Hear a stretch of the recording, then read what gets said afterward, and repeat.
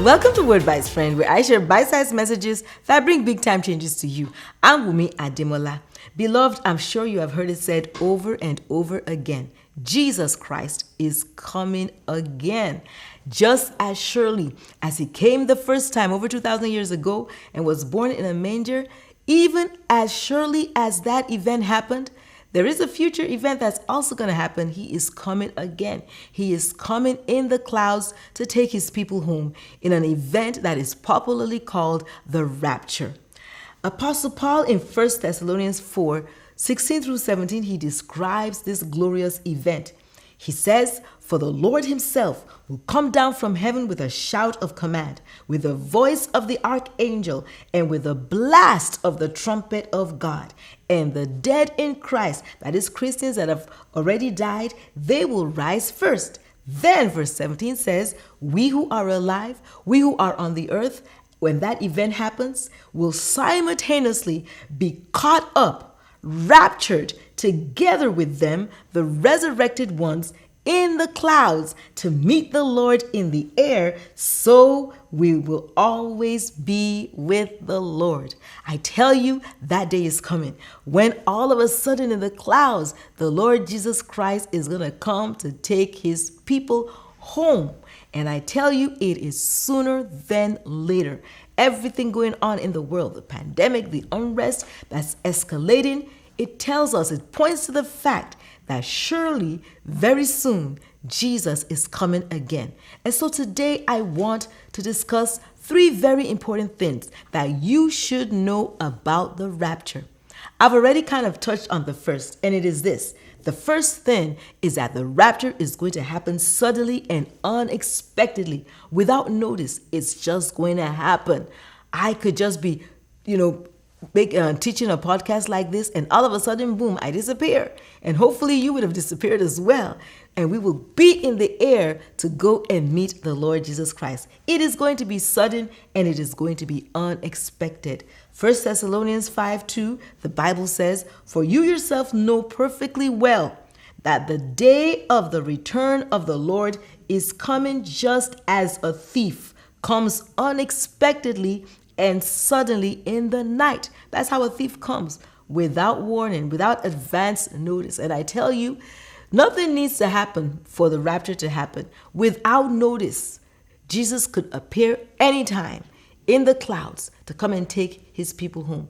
That is why Jesus Christ said in Luke 12:40, he says, "You too be continually ready, because the Son of Man is coming at an hour when you do not expect." His coming is going to be unexpected, and that's why we must always be ready. Matthew 24:44, he says, "Therefore, you who follow me must also be ready, because you do not know." He says he is coming at an hour when we do not even expect. Which leads me to the second thing you need to know about the rapture.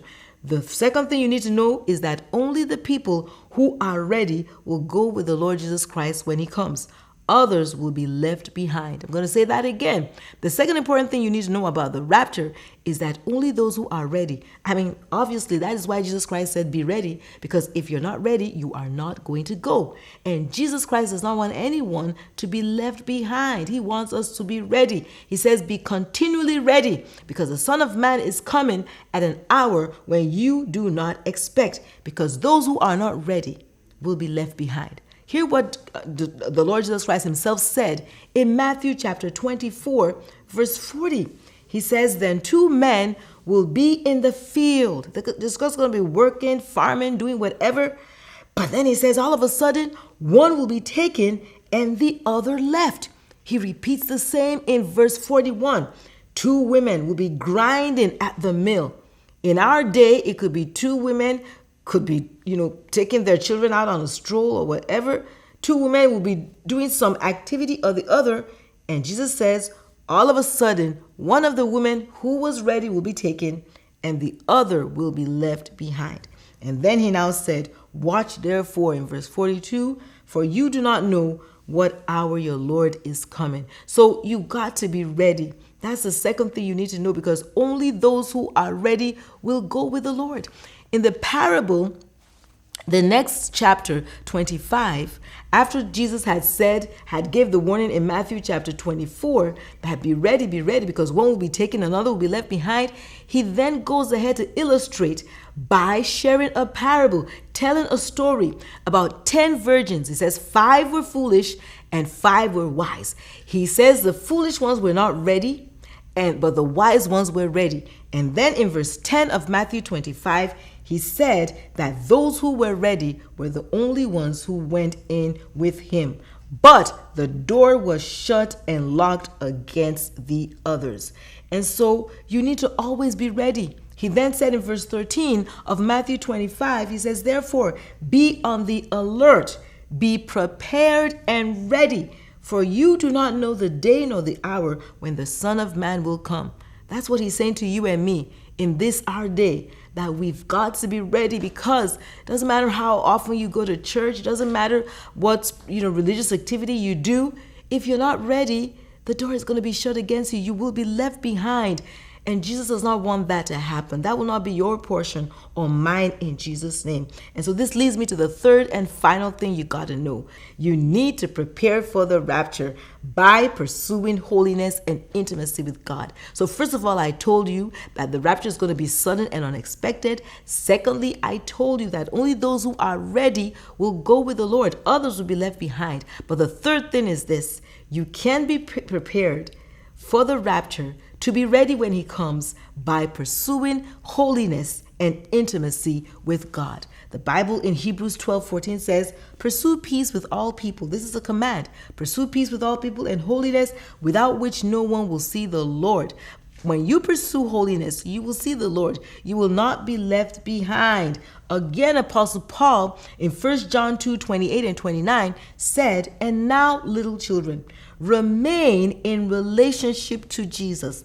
That is, remain in intimacy. Listen to this. So that when he appears that day in the clouds, we can have confidence and not be ashamed in front of him when he comes. So Apostle John says here, remain in relationship with the Lord.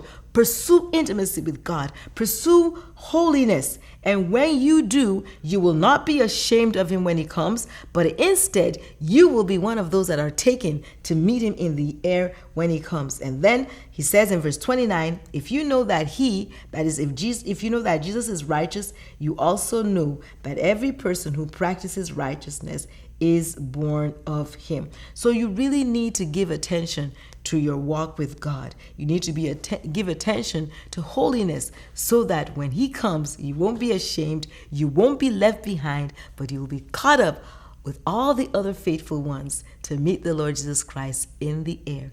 I do trust you were blessed today, dear friend. If you've not already done so, please subscribe to this channel. That's why I bring these messages, to keep you prepared. So subscribe so that you do not miss any episode when I release it. And also follow all my social media handles. God bless you.